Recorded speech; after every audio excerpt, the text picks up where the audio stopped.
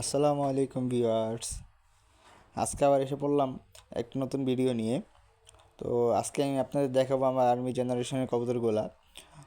এখানে আমার আর্মি জেনারেশনের মেন পেয়ারিং নরমাদি এবং এদের বাচ্চা কাচ্চা যেগুলো আছে আমার কাছে এখন পর্যন্ত অবশিষ্ট সেগুলো আমি আপনাদের দেখাইতেছি। 2025 সালে আমি এক পেঁয়াজ বাচ্চা নিয়েছিলাম। এই বাচ্চার ভিতরে একটা বাচ্চা আমার কাছে আছে এখন। তো আরেকটা বাচ্চা অসুস্থতার কারণে মারা যায়।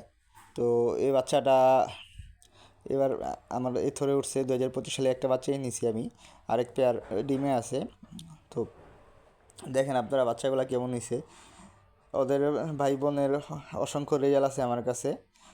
তো সবচেয়ে মজার বিষয় হলো এই থরে থেকে আমি যতগুলো বাচ্চা নিছি সবগুলো বাচ্চাই মাদি বাচ্চা বেরিয়েছে, কোনো জোড়া বাচ্চাই হোক আর সিঙ্গেল বাচ্চা হোক। আমি এদের কাহিনী বুঝতেছি না, আসলে সবগুলো বাচ্চাই মাদি বাচ্চা বের হয়। এই বাচ্চাটা এর আগের থরের বাচ্চা। যাই হোক, এই বাচ্চাটা এখন মাত্র 6 পরে আছে। মাসাল্লাহ দিলে বাচ্চাটাও ভালো উড়ে। তো এই সিজনে আশা করি এই বাচ্চাটা পাল্লায়ও গেমে দিব।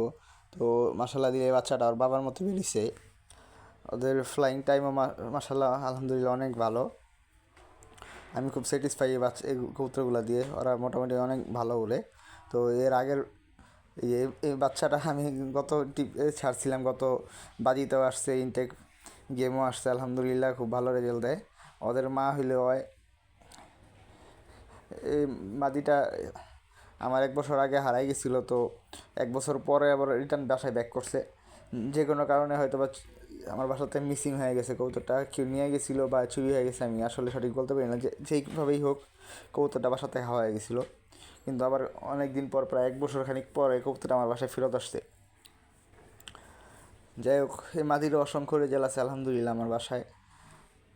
আমার পছন্দের কিছু কবুতরের ভিতরে, আমার পুরান কবুতরের ভিতরে এটাও একটা। আর আগে যেসব কবুতরগুলো ছিল, কবুতরগুলো আমি একটা কারণে আমি কবুতর বিক্রি করে ফেলছিলাম, কিন্তু এর ভিতরে আমি কিছু কবুতর, এই কবুতরটা আর ওই জঙ্গলি জেনারেশন, এই দুটা জেনারেশন কবুতর আমি কালেকশন করে রাখছিলাম, আর বাদ বাকি যা ছিল সব বিক্রি করে ফেলছি আমার পুরান কবুতরগুলা। তো আমার আর্মি পেয়ার নিংয়ের এই বাচ্চাটা আমার কাছে আছে এখনও আপাতত। এটাই এখন আমার বিল্ডার নর। তো এই বাচ্চারও, এই নরটারও আমার খুব এখন বর্তমানে বিল্ডার নর হিসাবে কাজ করে আমার বাসায়। তো এরও অসংখ্য রেজাল্ট আছে আমার বাড়িতে।